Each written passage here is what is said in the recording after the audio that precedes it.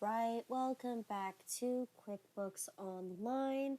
We're continuing and finishing off chapter 5 here, where we're going to be talking about, I call this 5.3, which is basically going to talk about everything that you need to know in the very beginning of chapter 5, which is in regards to how to avoid delete transactions, what is a audit log, what is a general journal, and so on and so forth. So let's go ahead and take a look here, right? We already went through automation, right, where we did the settings here.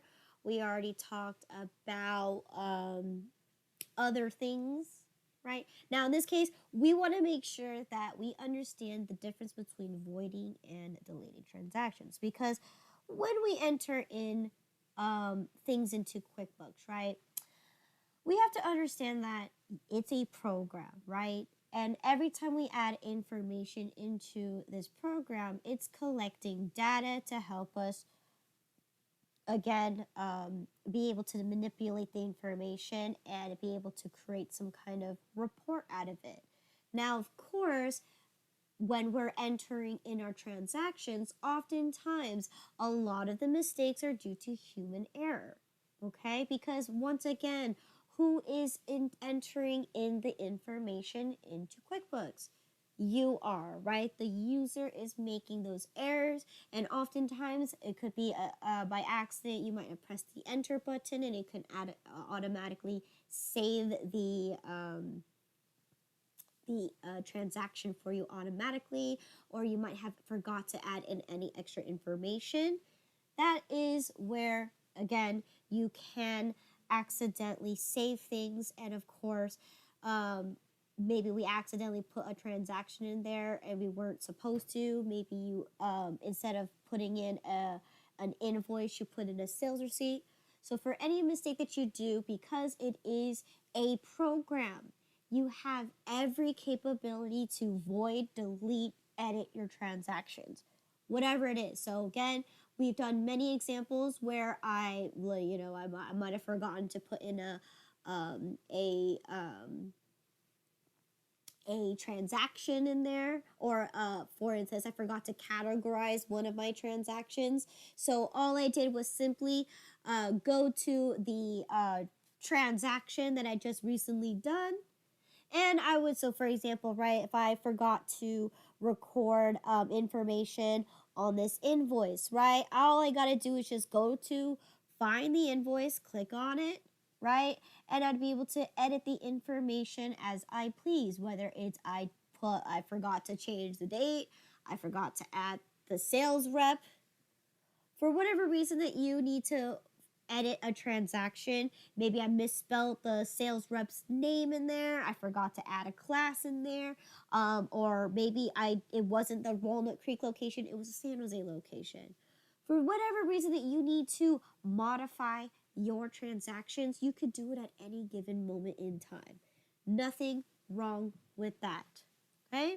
Now, here's the rule of thumb. You have to be very, very careful on editing your information, because every transaction that you enter into QuickBooks, you have the possibility of corrupting the information, okay?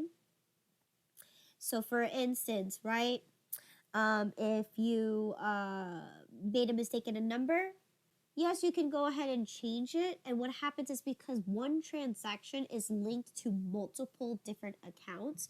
So for instance, right, this invoice, right? If you understand the accounting behind the scenes, every time I create an invoice, I am, one, selling a product. So therefore, I'm increasing a sales. But at the same time, I'm decreasing my inventory, right? And I am increasing my accounts receivable, and I'm also increasing sales tax. So you are messing with multiple accounts that are affected by this one simple transaction. So editing any of the numbers is okay. You can correct it. It's not going to do much damage. But if you choose to void or delete your transactions, that's where you can cause a lot of problems, because once again, if you decide to just delete a whole entire transaction, right? Maybe in other accounts it's still there, right? Because again, if this one sales invoice right here is linked to an income account, an expense account, an asset, and a liability, that is 4 accounts that you need to check in all 4 areas to ensure that that all of those are modified. All right? So you want to be very, very careful when you delete your transactions, because it is involved with so many different accounts. So you have to understand the accounting behind the scenes. It's not like you just put an invoice, oh, I made a mistake, I can delete it. No, the invoice goes on beneath, it's very intricate. It's a lot of things that are connected to this one form. Okay? Now again, you can also have the ability to void your transactions as well, right? So let's go ahead and talk about voiding, editing, and deleting your transactions. So the first one I do want to actually recognize is, again, so we talked about the possibilities of editing. You just simply click on the form and you can edit as whatever you'd like, okay?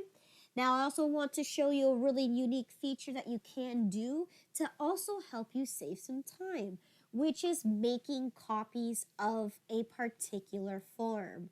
Okay, so in this case, I'm going to go ahead and create a real quick sales receipt. So let me go ahead. I clicked the wrong one. I'm going to go ahead and create a sales receipt. So I'm going to go ahead and click new, and I'm going to go ahead and click sales receipt. Okay?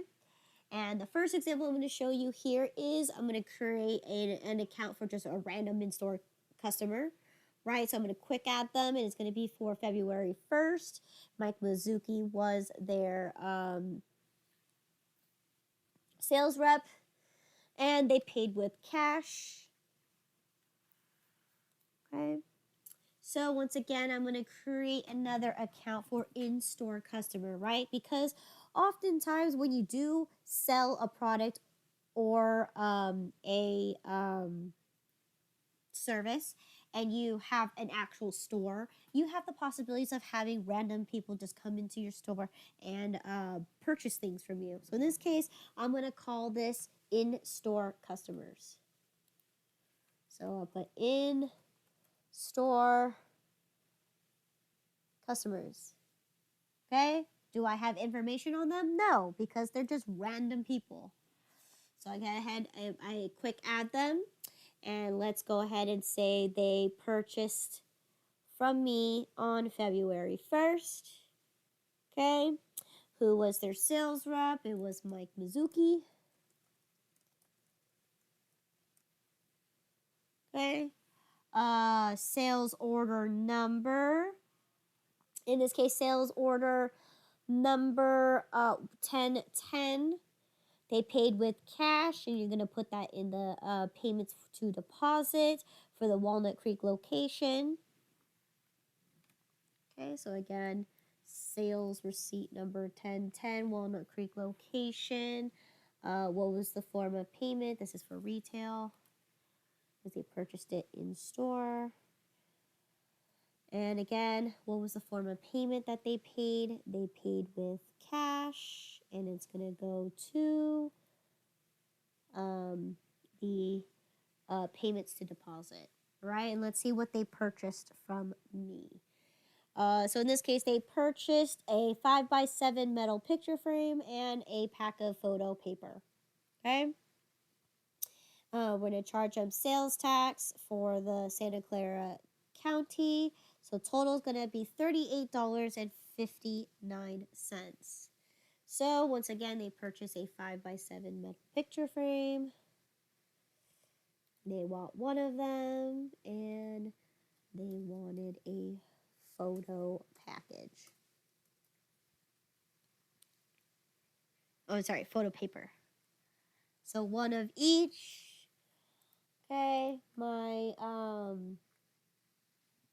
My frames are also taxable. So again, you're going to charge them Santa Clara tax. So there you go for $38.59. And I'm going to go ahead and click Save and Close. I forgot to put classes here. So store. Okay. And now I can save and close.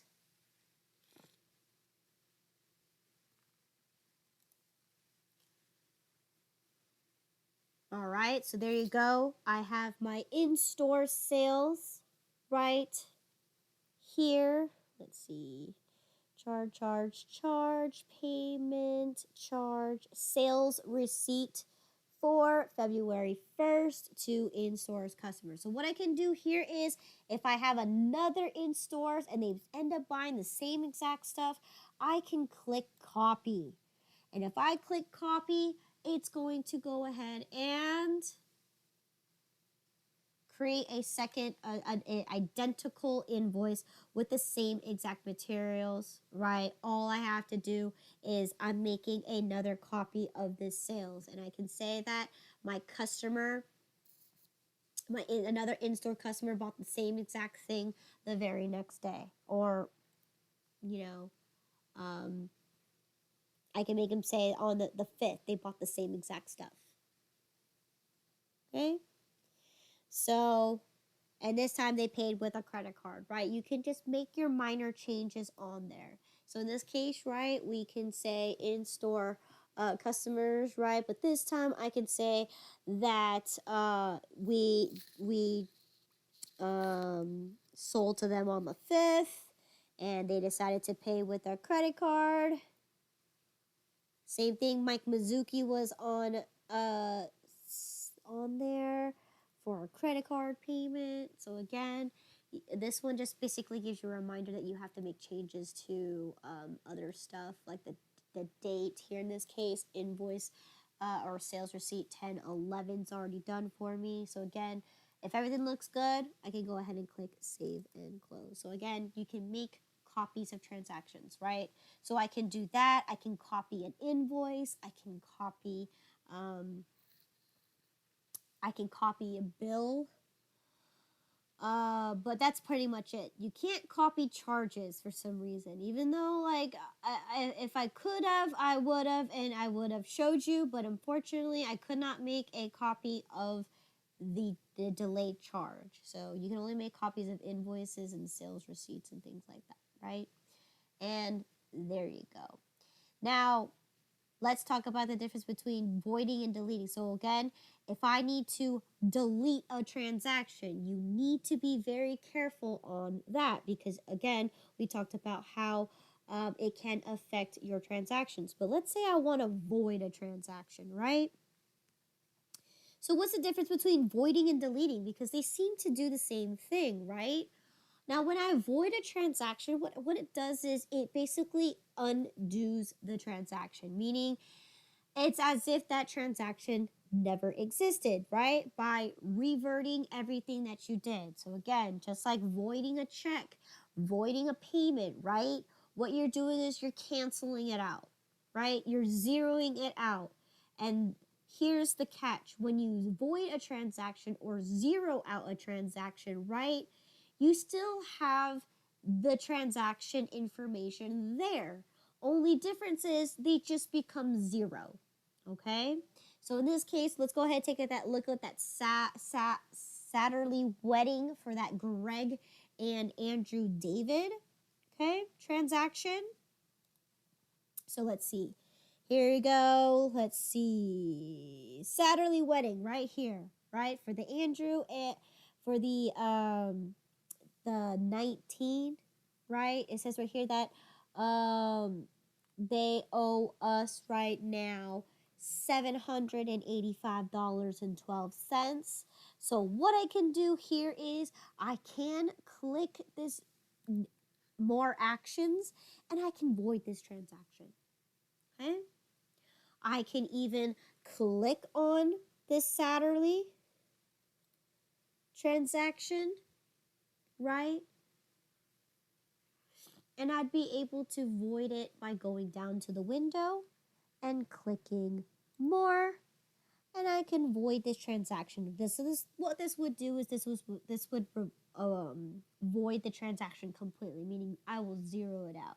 So let's go ahead and take a look there. So if I click on void, now it says, are you sure you want to void this transaction? And I said, in this case, yes, void this transaction. Watch this. It tells me void has been successful, and look at that. If I scroll back down to that Satterly transaction right here, boom, it says that it has been voided. Or in this case, it says it's paid, but it should say voided. So if I click on it, maybe it will show you that this transaction has been voided. Or maybe I need to refresh my page, but in this case, it should tell you right here, void. This transaction has been voided. Right? It zeroed it out, but it still left the information in your records to show that this transaction has been voided on your records. Okay? So, there you go. That's how you void a transaction. It still shows on your records, but the account balance should be 0. So, I might have to refresh the page again to see if it will appear as 0, because it still says it is. Okay, there you go. Now it refreshed. Now it says voided. Okay, so your status should tell you that it's voided, and there you go. Okay, so the information's still there. However, it's just voided.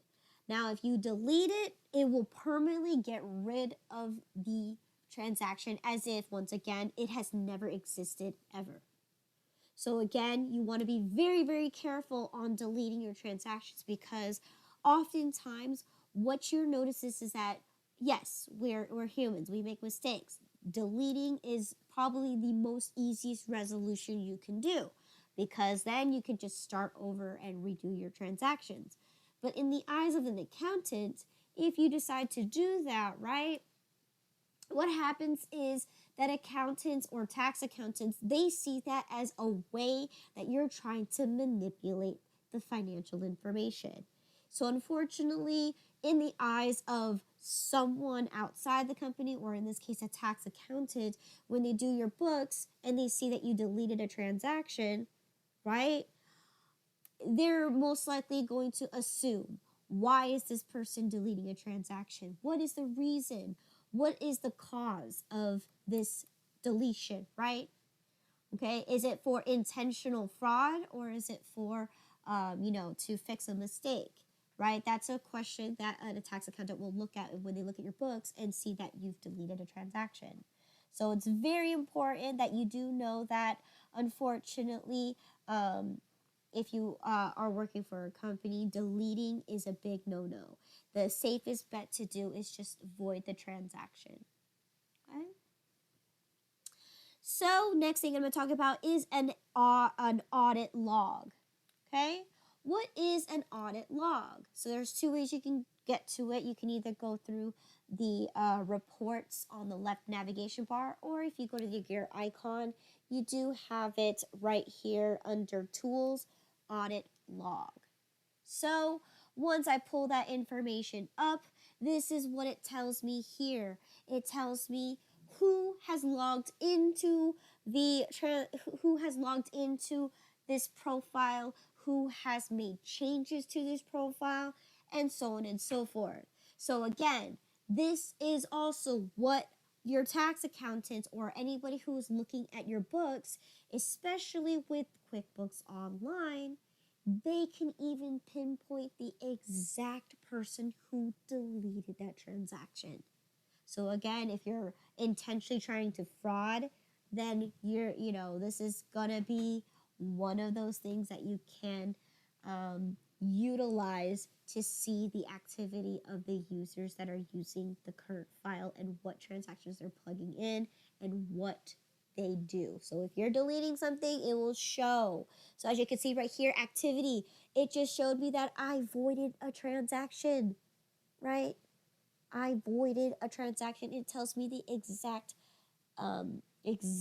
transaction time, date, and stamp of the date and exact time. So it just tells me right here that I just did it at 10 o'clock today, right? That I voided this transaction.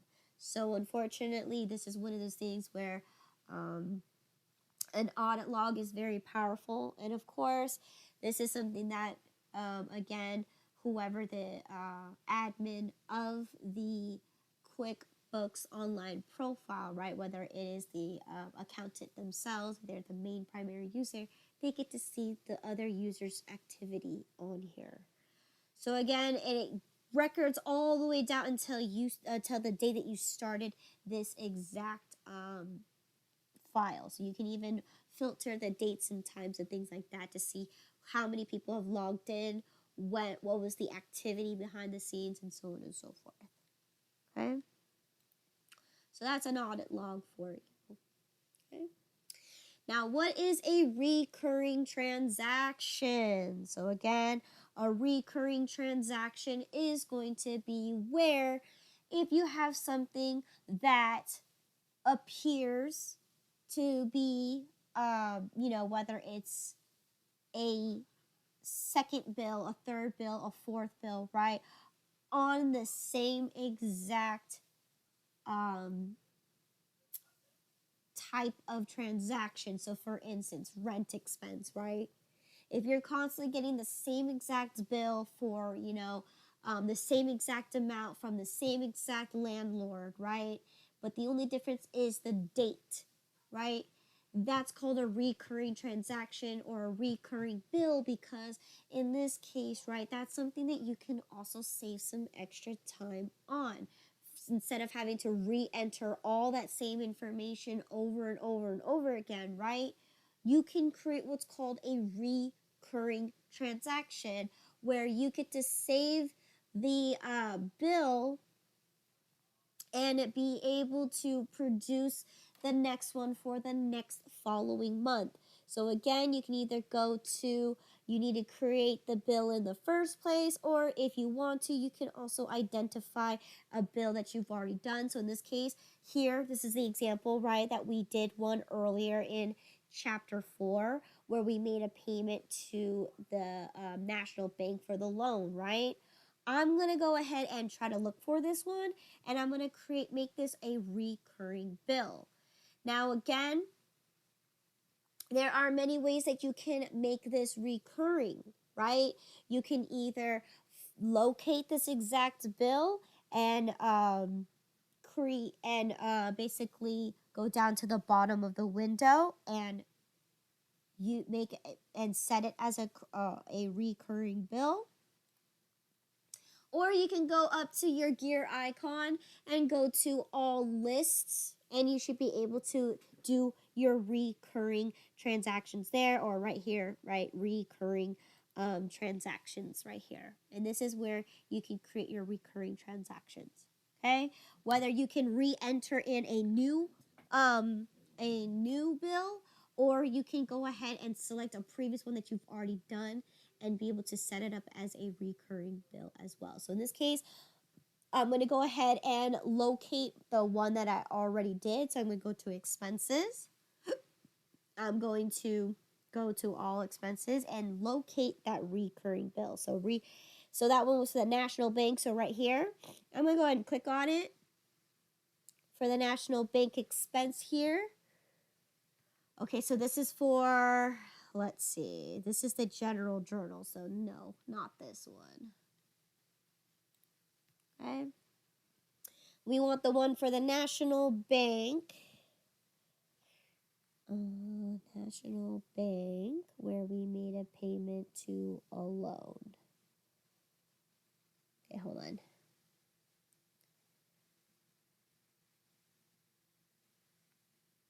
Okay, so it's the one above it. So this one right here. Expenses to National Bank for the loan payment. Right? So here, let's take a look to make sure this is correct. Right? We were going to make a payment for the $500 monthly payment. And here is where we acknowledge that only a portion of the money is going to go to the principal, and this is the total amount that's going to go towards the interest. Now, if I go all the way down to the bottom, now notice this, right? I recorded this bill as of February 21st, right? That was my first payment due date, okay, for my first date that I paid, right? I acquired the truck or the cargo van on January 21st. That means the first month's payment was due on February 21st. So what I need to do is, if I go all the way down to the very bottom of the page, I have the option to make recurring, okay? I'm going to go ahead and click on that, right? So since I've already filled out the expense in the first place, right, all I need to do is now at the top of the window, it started pulling up this extra information for me to record this recurring bill. So how do I do it? Now let's go ahead and see what the information I need to plug in.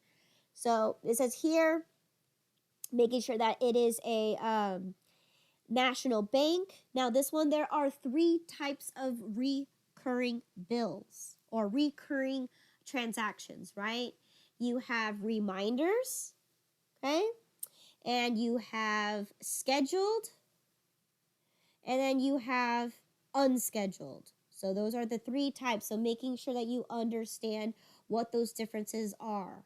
Okay, so in this case, reminders are for you to set up reminders that you have something that's due. Scheduled is where you actually schedule a payment to be completed, or unscheduled is where you get to go ahead and enter in that transaction on your own terms, and you don't set reminders or anything like that, right? You just have the form pre-filled for you, so then you have when you enter in or choose to create a form out of it, out of the preset form, it will just fill in the form for you automatically. So that's the difference, okay? So remember, there's 3 types of recurring transactions, so make sure that you do know which one you're doing.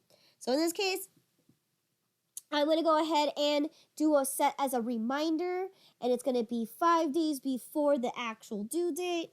And of course, you're going to make sure that the account comes out of your checking account, which is going to be monthly on the 21st of every single month. So that means the next one that's going to start is going to be March 31st. Okay, so let's go ahead and create that recurring expense here.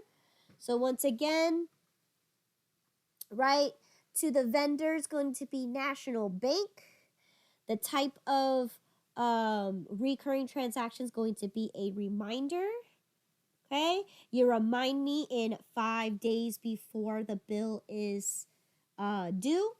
Okay, and so the payee is going to be to the National Bank, to the account would be checking 1025. So here's the conditions that need to be met. So in this case, the intervals is going to be on monthly, okay, on every day of the 21st of the month. So 21st of the month of every month. So that means the starting date is going to be, or the next one is going to be March 21st is going to be the starting date. All right, and the end date, right, it's up to you if you already have the scheduled end date, so you can go as far as in the future. But in this case, I'm going to leave it as none, right? And everything that you have already filled out, so it's an ACH, it's going to be overhead, and so on and so forth, right? So everything that you want to make changes to, you make changes to. So for instance, right, I'm going to make sure that my amounts are 0, because every time I receive a bill from National Bank to pay off my loan, right, my principal amount that I pay to and my interest amount is going to be different for every single bill I receive, right? Because in this case, every time you make a payment to your loan, the interest rate or the interest percentage is going to charge on your current balance. And again, your current balance is going to fluctuate. So therefore, you're not going to have a constant number every single time. And you want to avoid having to go back and edit and fix all that information. So in this case, I'm going to save it as 0 for each one because I want to manually enter in all of that information, right? How much interest am I paying? How much of the money that I'm making a payment for is going to go towards my principal and is going to go towards my actual interest. Okay, and you can make a note to yourself too if you want to, right? So your note could be memo is monthly or $500 monthly payments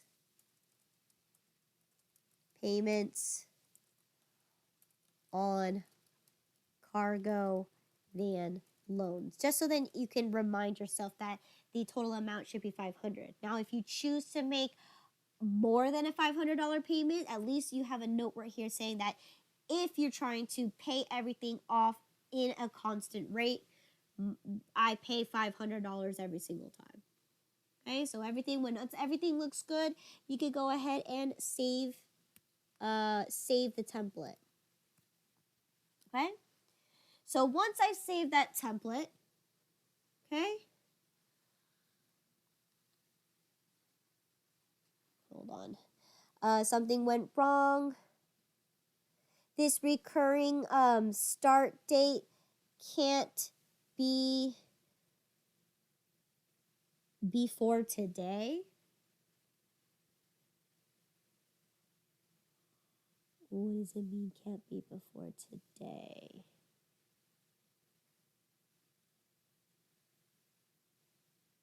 Oh, okay. So in this case, it's not going to allow me to save it after or before today's date, which is going to be October.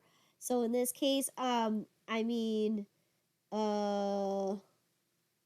maybe I can set it for next. Oh, wait. Let's see. January, February 21st. Let's see if it will save it for February 21st. And no, we got the same error again. So in this case, let's go ahead and do, so right now it's November. So let's do November 21st. You might have to just edit that in this case because it's not allowing me to set reminders in the past, which makes sense. So in this case, right, so recurring has to happen at time that you enter in. So again, I'm going to go click on recurring transactions. So once I go here, there it is, my recurring expense right here for the payment. And once again, if I go ahead and click on it, right, it's going to go ahead and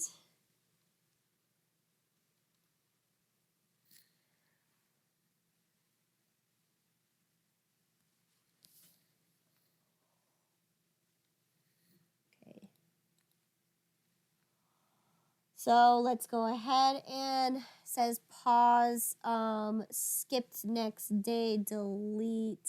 Oh, okay. I'm going to go ahead and use it. So when I click on use, right, it should pop up. And then, of course, you just have to change the date to whatever you do. But again, it's going to have for National Bank. It's going to come out of your checking account, right? It's going to be an ACH. You're going to have to change the date, of course. And then the reference number, right?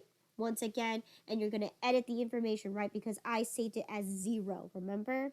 And here, my memo here says that I'm making monthly $500 payments. So in this case, this is where I go ahead and enter in the changes that I've made to that recurring. So whatever information that I receive from the bill, I'm going to fill it in.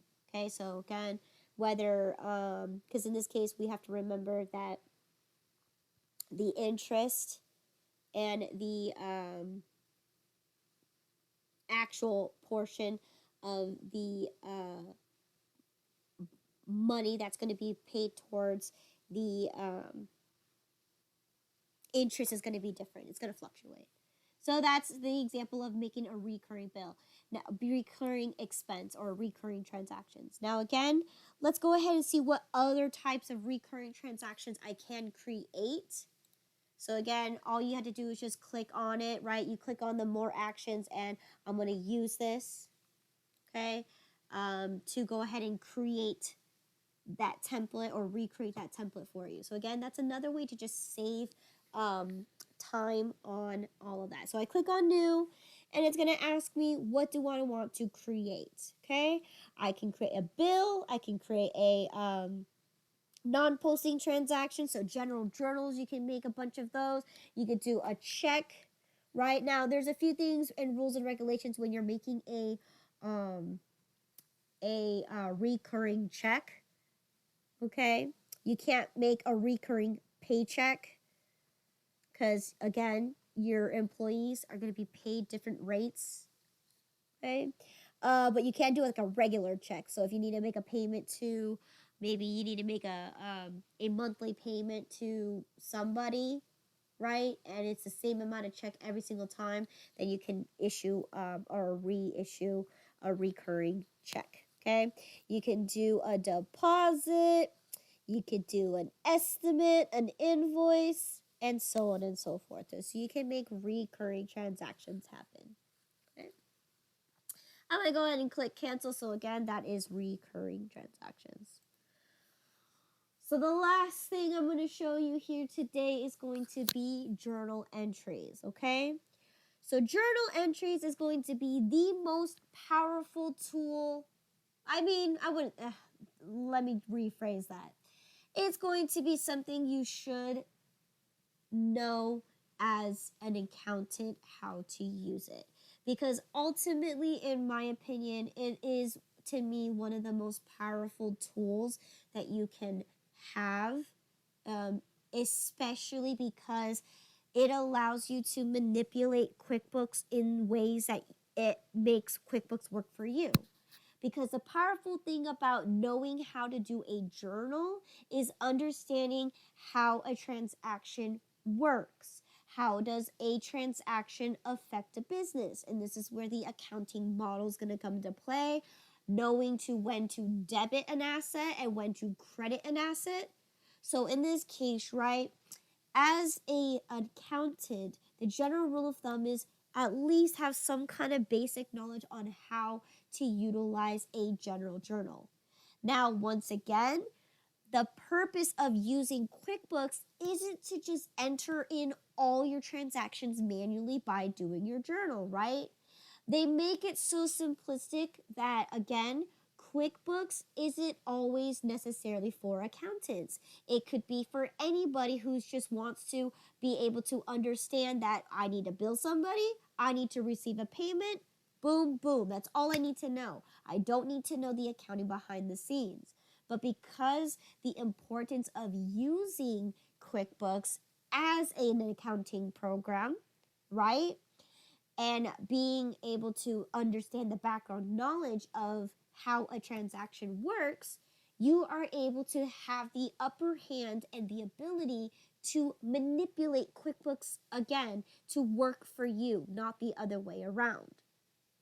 So again, yes, if you want to do all your transactions manually, you don't need to use the forms, right? Because again, a simplified version of you, instead of doing a journal, right? I can go ahead and just enter in a bill, and behind the scenes is where a journal transaction is actually going to be completed, meaning they're going to go ahead and journalize the transaction for you by using the debits and credits. But on the overhand aside, it that they're just saying, okay, if you know how to fill out a bill, fill out the form, we'll do the accounting behind the scenes for you, and we'll update the debits and credits and create that journal entry for you automatically. So again, that's why I think personally, a general journal is one of the most powerful tools that you can use in QuickBooks, because again, especially if you decide to make, if you make a mistake and you can't fix it, you tried deleting, tried voiding, and you can't somehow fix that transaction, a general journal entry will fix everything for you. It will put everything in balance as long as you understand what you need to do. So for instance, if you entered in a bill when you meant to enter in an invoice, How would you be able to undo that? Well, we already showed you that you can void it or you can delete it.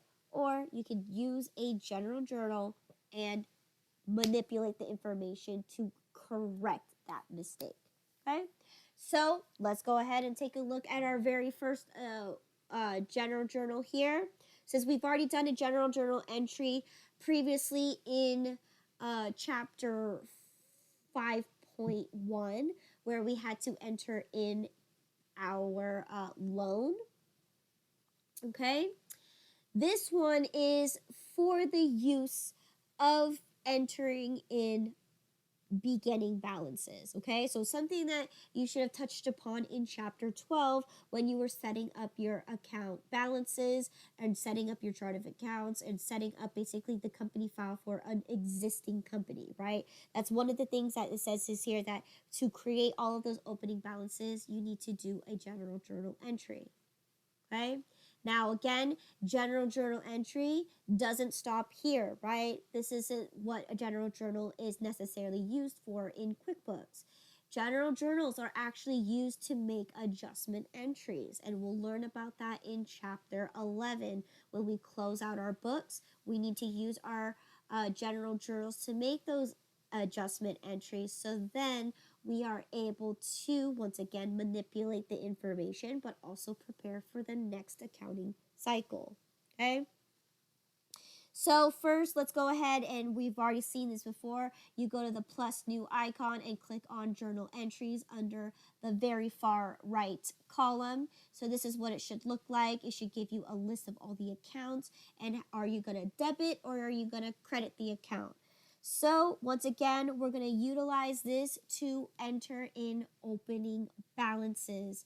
So once again, rule of thumb is, especially when you're trying to open in your opening balances, you need to have your balance sheet from your previous accounting period or your previous accounting cycle prior to starting up your company file, right? But in this case, since we're working a little backwards here, and again, how the book is structured, we don't talk about journal entries until, chapter 5, right? When, we're supposed to already know how to do this ahead of time. But in this case, let's go ahead and plug this in, because again, you can retroactively put in all of your transactions. So in this case, I'm going to go ahead and put in this as my adjustment entry number 1 for December 31st of 2021. Okay, if that date does not allow you to put in, then you can go ahead and put January 1st of 2022. Okay, so here we're going to go ahead and put in checking $50,000. We're going to go ahead and put in savings for $1,000. We need to have cash, so we need to do one for each of the stores, right, to have at least $250 in each cash register. Okay, and then we're also going to put in owner's equity for the total amount of that $1,500 for the overhead, or $5,150. $51,500. Okay, so this is us investing that $50,000 originally into our account. So once again, if you cannot put the date here for December 31st of the previous year, so 2021, then utilize January 1st of 2022. Okay? And make sure this is adjustment entry 0. Oh, wait, I did my loan, right? So this would be technically 2. Okay. And let's go ahead and enter in all my accounts. So the first 1 and 2, I want to invest or put in my checking account $50,000. So checking. Okay, let me just click here. It should be the first couple of accounts here. So checking 1025, you're going to debit, because when we add money to our account, we're going to debit my account for $50,000. And your description here is going to be investment, owner's investment. Okay. And of course, you're going to go ahead and do you need to have a name on here? You not necessarily. Do you need a location? It will most likely be overhead because it applies for both of the store locations, right? It affects both of the companies that you have here. So in this case, there you go, overhead, overhead.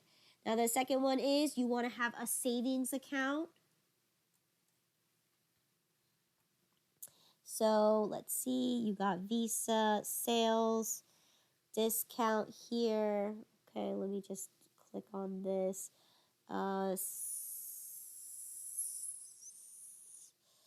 Sales. Okay, I don't see it here. Let me go ahead and just click here. Let's see. You should have a savings account because that was one of the accounts you were supposed to create.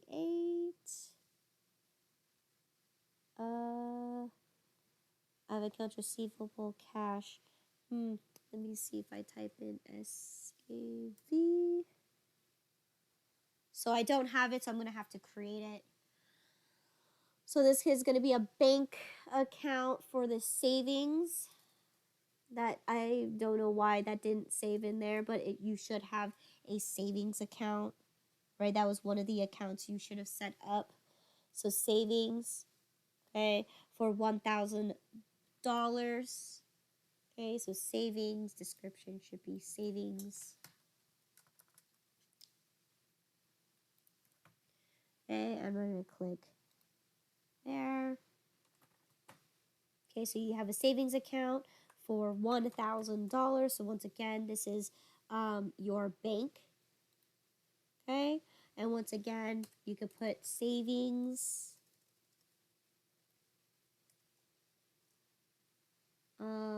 overhead, and this is overhead as well for the class because it applies to both store locations. Yep, overhead. Okay. Next, you're going to have is cash. So cash in your registers. So let me go ahead and put cash. There you go. Right, if you want to separate both of them, you can if you want to.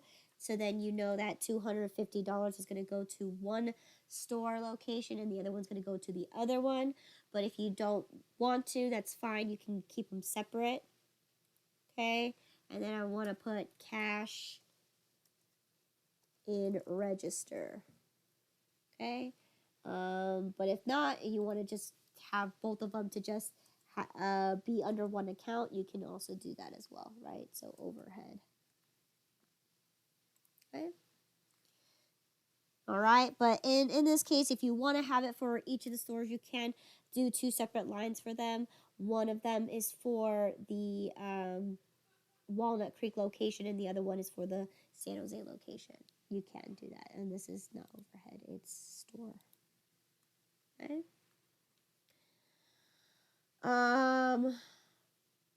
And then you need one for owner's equity, right? Because we talked, so owner's equity is going to be basically your company's way of saying this is my net worth. Okay, this is what my company is reflecting. So let's see, I have owner's retirement plan. Okay, let me type in equity then. You should have equity. I have open balance equity. Okay, that actually would technically be it if it's equity.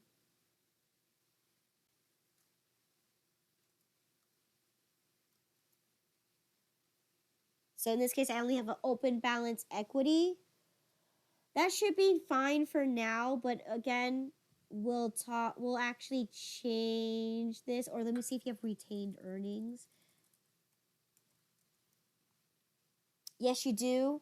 You have retained earnings. Retained earnings is going to be, actually, no, let's not. Let's just go ahead and create that owner's equity account if you don't have it. Okay. because we'll need that for the future. So let me go ahead and add an account. Okay, this is going to go into the account type of equity.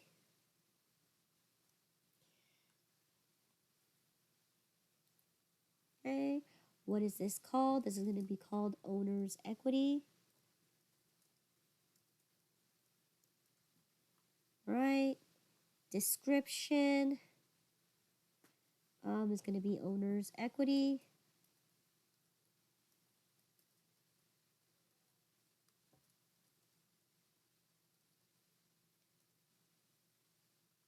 All right, and then we can go ahead and click save and close. Okay, so you can have an owner's equity for $51,500. And once again, this is going to be, you don't have to put a description here, but okay, this is going to be overhead, and this is overhead as well. So here's a rule of thumb, right? We talked about this last time, that your total debits must equal your total credits. In this case, I'm opening my balances with all of these information. Okay, and I filled everything in, so I'm going to click save and close. So it looks like it accepted December 31st. So if I go ahead and do this, look, my cash account is $500. My checking account is now positive. Okay, so in this case, if I go ahead and take a look at my chart of accounts, what you're going to notice is if I go to my checking account, right, so right now it has a current balance of $44,000. Earlier it was negative. So if I scroll all the way down to the bottom, boom, my first transaction I have here, okay, that's supposed to be for 2022. So I might have to fix that up. I gotta fix this one. All right, I'm gonna have to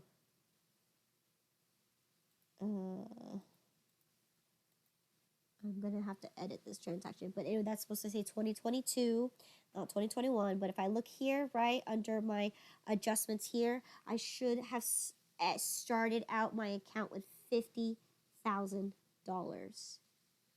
Okay? So let me go ahead and edit this transaction real quick, because I put in the wrong date here. It's supposed to be for the 22nd. I don't know if I'm going to be able to edit this. Let's see.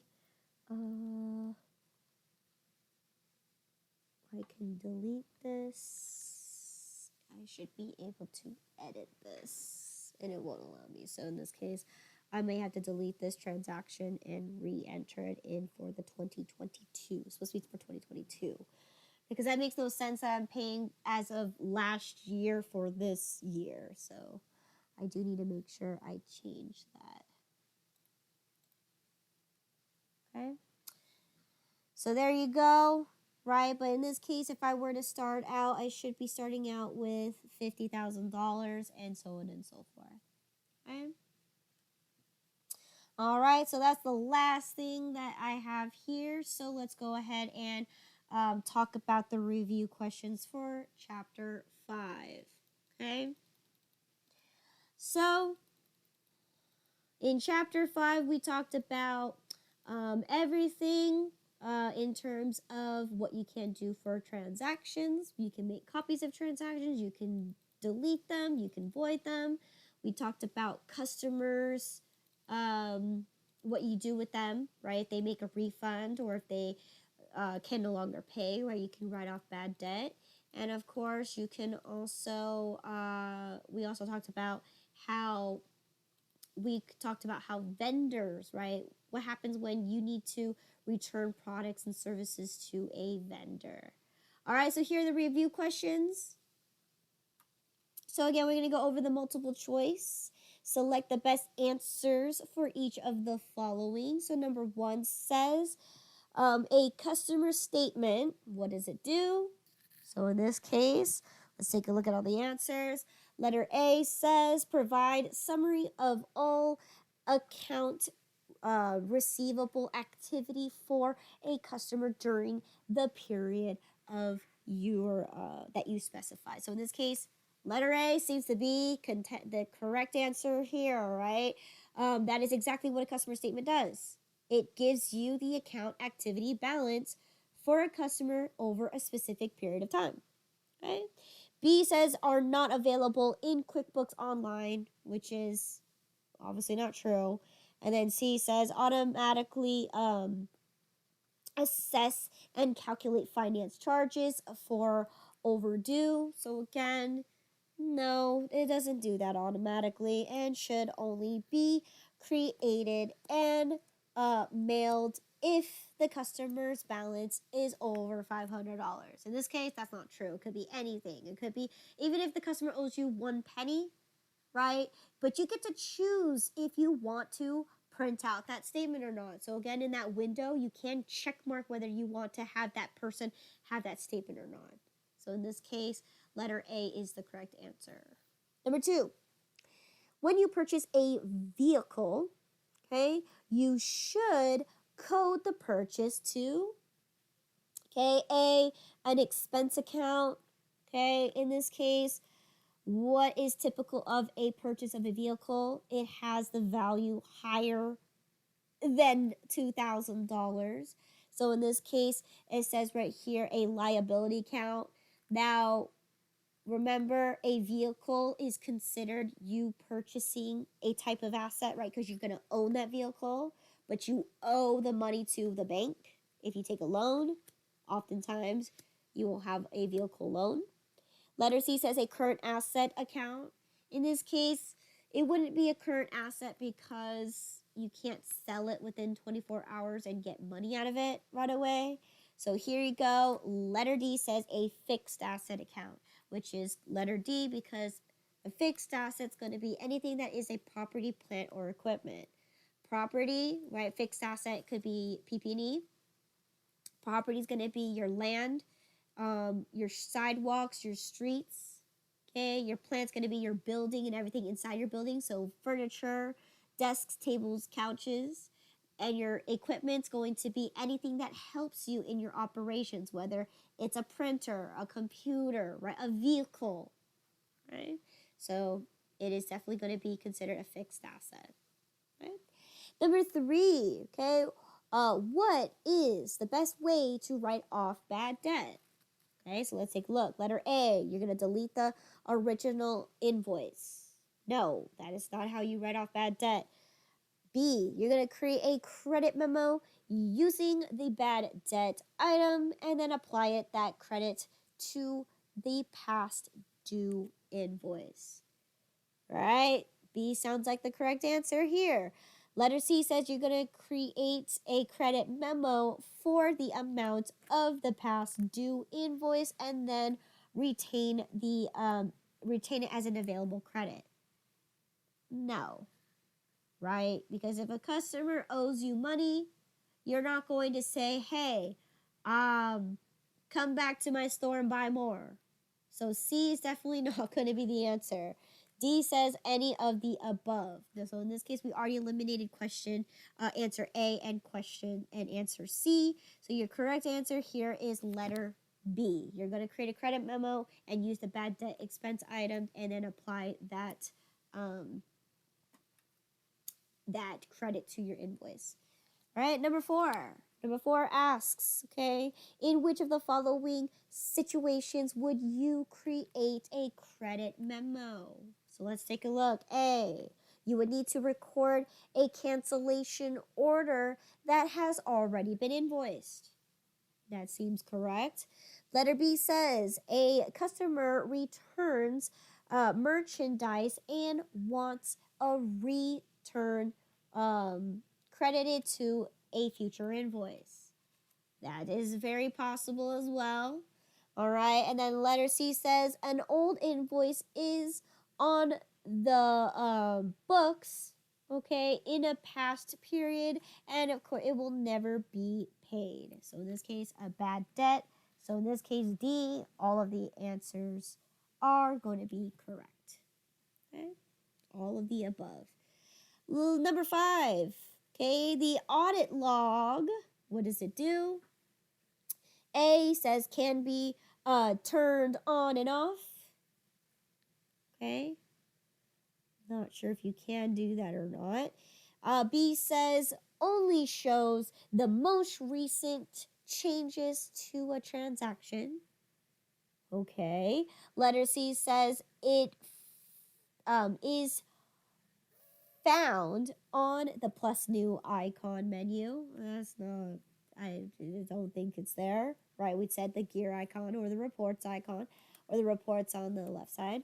And it says right here, D says tracks all QuickBooks online activity. Well, in this case, clear contender answer here is it tracks all QuickBooks online activity, right? I don't think you can turn that on and off, right? Then that will be, the company's profile will definitely be very suspicious. Okay. Number 6, okay? You need to issue a refund to a customer, okay? And the customer originally paid with a Visa card, okay? So how do you go ahead and how do you issue this credit? So once again, what are you going to do? Are you going to pay the refund with your company credit card? Well, that's not ideal, okay? B, are you going to pay the refund using any method or of payment? Well, in this case, right, we already talked about this. If a customer charged on their credit card, you would revert it back to their credit card. So C says pay the refund, issuing a refund check.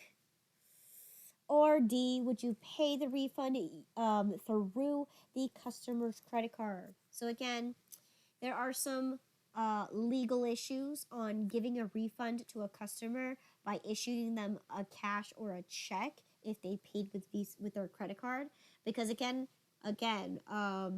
because they're using a credit card, which is a liability to them, you can't give them an asset for that, right? You can't give them money for something that they're using that money for to owe, right? So there are some legal terms in regards to credit card usage. So what you're going to do is you're going to have to revert it back to their credit card. So D is the correct answer. Number 7, your company policy is overdue invoices should incur a one-time $5 finance charge, okay? Where is the best place to go ahead and set this value in QuickBooks Online? So again, if you want to set a standard number for every invoice and you want to have it scheduled or identify that when a current bill is overdue to automatically charge your customers that fee, there's that place that we talked about, right? The gear icon, and you go to the account settings under late fees or late charges, and right there allows you to select, are you going to choose a flat rate or are you going to do a percentage of sales or a percentage charge, right? And in this case, right, that's where you can enter in $5 as a flat rate. So in this case, your correct answer here for number 7 is B.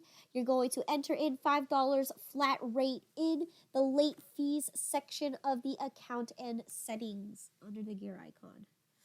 Okay. Number 8. Okay. Avoiding and deleting transactions both do the following. So we're looking at what they both can do. Okay. So letter A, zero out the debits and credits, okay, specified by the transaction, okay. In this case, yes, they zero out the debits and credits. Letter B says keep a record of the date, number, and of course details of that transaction. So in this case, remember, we talked about deletion, right? Deletion gets rid of the entire transaction completely as if it doesn't exist.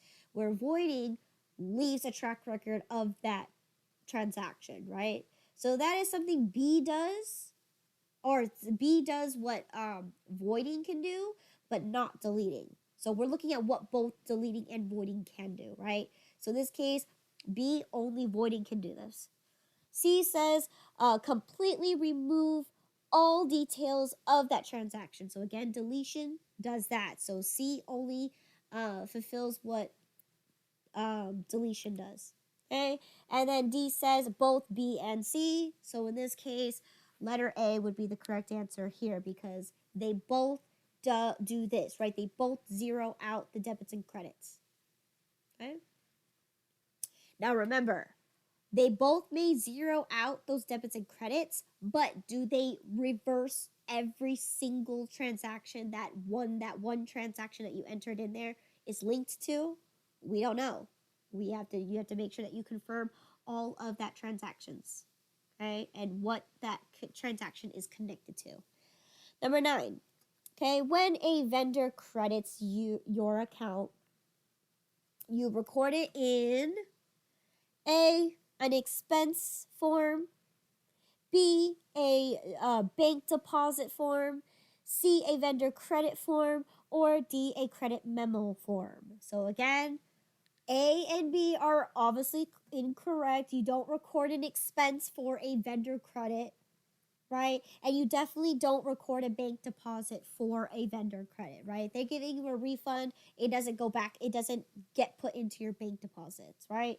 So then again, we talked about the difference between C and D, right? C is a vendor credit made from your vendors, and a credit memo is used for your customers if the customers want to return a product. So in this case, because the question is asking for vendors, you are going to be associating with letter C, a vendor credit. Okay. Number 10, which is not a common mistake people make when processing a bounced check. So what is not a common mistake? Not a common mistake. So let's look at the answers. Okay, A, creating a new invoice for the bounced check. Is that not a common mistake? Hold on, this is confusing, right? What is not a common mistake? So in this case, a common mistake would definitely be creating a new invoice, right? So in this case, it's not A. Or actually, which one is not a common? So that would technically, let's see, a common mistake, let's see, creating a second invoice for the original product or service. Yeah, that would be a common mistake, right? That you would end up redoing a second invoice again to enter in there. So that one is a common mistake. B, categorizing the bounced check as a bank fee. Again, a bounced check is not a bank fee, right? Because the bank didn't charge you for the bounce check. They refunded that bank that bounce check never went through. So they'll end up charging you a separate charge, but it isn't necessarily the bounce check is considered a fee, right? It just meant the money never went through. Okay? And then D says not invoicing the client a second time. Not invoicing. Now that is actually a common mistake. So sometimes, oftentimes, right, you might forget to charge your customers for that bank charge. So in this case, for number 10, the correct answer is letter A, where you're creating a new invoice for the bounce check, right? In this case, right, sometimes, especially because you don't necessarily see that bounce check until you are notified for it. So maybe that's not as a common mistake that you do because that comes directly out from your checking account. So that one is for sure not a common mistake, right? You will for surely do that, for sure, because it's going to be reported on your checking account. So that's for surely going to be done, right? We're looking for not a common mistake. Okay. Number 11, a past due invoice, okay, contains items that were taxed and items that were not taxed, okay? how would you write off this invoice as a bad debt? So let's take a look at the answers. So if you remember from our lesson, it tells you that you have to create two separate item accounts, one for taxable items and one for non-taxable items. And basically what you're going to do is you're going to separate the items that are non-tax and replace it with the non-taxable bad debt item. And then the items that are taxed are going to be taken out with replaced with a taxable bad debt item. So in this case, number 11, right? Your answer will be C. You're going to create the credit memo with two bad debt items, one for the taxable item and one for the non-taxable items, and then apply it, right? So letter C is your answer. Okay. Number 12, okay? Which is true about payment reminders? Okay. So number 12, let's take a look. A, you can only send payment reminders to one customer at a time. Okay, payment reminders, why would you need to remind yourself about a customer payment, right? A customer payment comes and goes. So whenever you receive a customer payment, you don't need to be reminded for that. So that's obviously not true, okay? So letter B says that you can only send payment reminders for one invoice at a time. Payment reminders for one invoice at a time. You can only send payment reminders for one invoice at a time. Yes.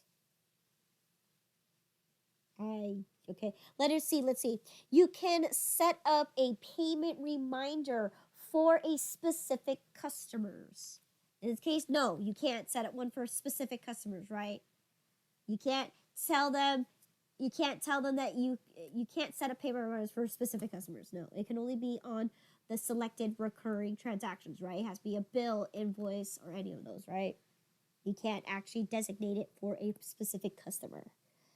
And then D says payment reminders can be automated for all invoices.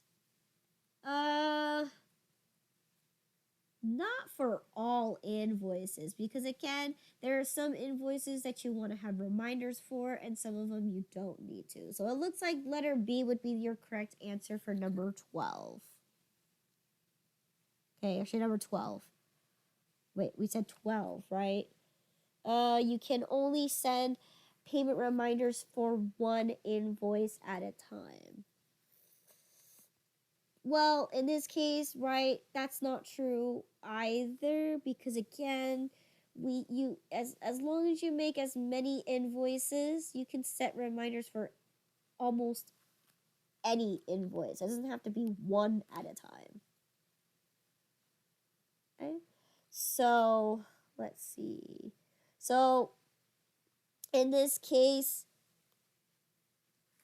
your answer here should be letter D. That would be the best answer out of these four to set payment reminders to be automated for all invoices. So again, yes, right? They don't all have to be scheduled or they don't all have to be unscheduled. You can just set reminders for each and every single invoice that you create for the reoccurring transactions list. So D would be your best answer, just because letter A doesn't make sense. Letter B, you can do it to more than one invoice. And again, setting up payment reminders for a specific customer, you for surely cannot do for a specific customer. Okay? But for invoices, yes, you can. But you don't do only one invoice. You can do multiple invoices. Okay? Number 13, after issuing a refund by a credit card, right? What is your answer here? So number 13, A, the refund okay, waits in the undeposited funds until it is batched with the rest of the day's credit card sales in a deposit. Okay, so again, if you are not using the QuickBooks services that they provide for you, it's called payment services or payment subscriptions. If you don't have that set up and you don't have your checking account also linked to your QuickBooks Online account, letter A. Remember, we did an example today in class where we took a look at when you have to issue a refund manually.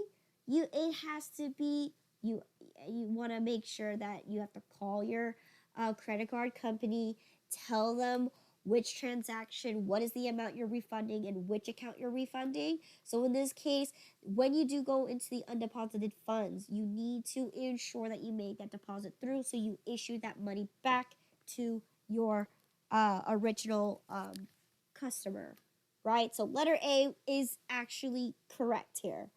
Let's see letter B. The customer sees a credit on their account.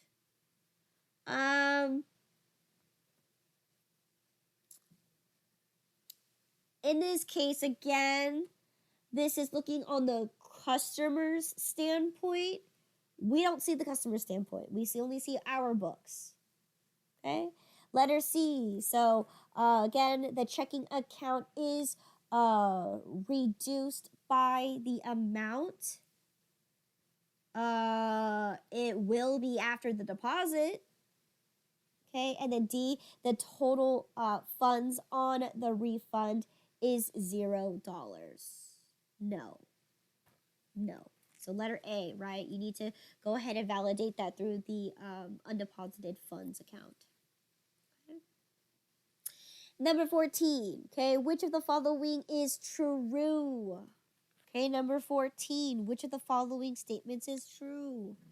So, you can only apply a credit memo to an invoice in the credits amount is equal to the amount due. No, right? A credit could be depending on, right, whether the customer returned the product. How much is the credit memo worth, right? What is the amount that you're crediting this invoice by? Okay, so that's not true. It doesn't have to be applied if it's not for the full amount. Okay, B says credit memos must be automatically applied to an open invoice. That's not true, because if you remember back in chapter 3, we set those automations to not be automatic, right? You have the ability to manually apply a credit. Letter C says credit memos look similar to invoices, but perform the opposite function, right? And yes, we talked about this, right? We said that credit memos are exactly identical to invoices, only differences they flow in the opposite direction. So if an invoice increases accounts receivable, a credit memo decreases accounts receivable. Okay, so letter C is your correct answer. Last question for this chapter here. To make a loan payment, you select the loan liability account in the chart of accounts, and of course you enter in the payment in the register. Technically, that can be done, okay, but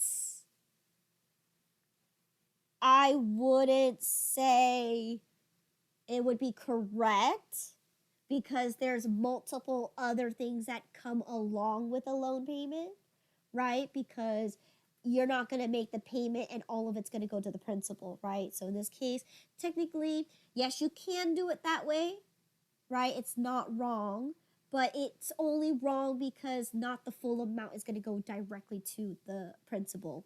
Okay. B says choose the pay loan from the plus new menu. There is no pay loan option there. Okay, unfortunately, QuickBooks Online is not that advanced. Okay. Letter C says use the loans manager to calculate the total interest and principal amounts. In this case, unfortunately, with the QuickBooks Online, you do not have the ability to use the loan manager. That is a QuickBooks desktop feature. Okay, unfortunately, yes, just because again the simplicity of how much a QuickBooks Online application can be. Unfortunately, you don't have the option for letter C. Okay, and then letter D says manually split the payment into principal and interest. So again, you should be able to see this because once you receive the bill, it's going to tell you exactly how much interest that you're going to be charged, right? For that payment period. And then again, you need to calculate based off of making that payment to the interest first, because that's the rule of thumb. When you make a loan payment, you're always going to pay the interest first, and then whatever amount that you pay after that, or the amount that you pay after taking the interest out, is going to go to your principal.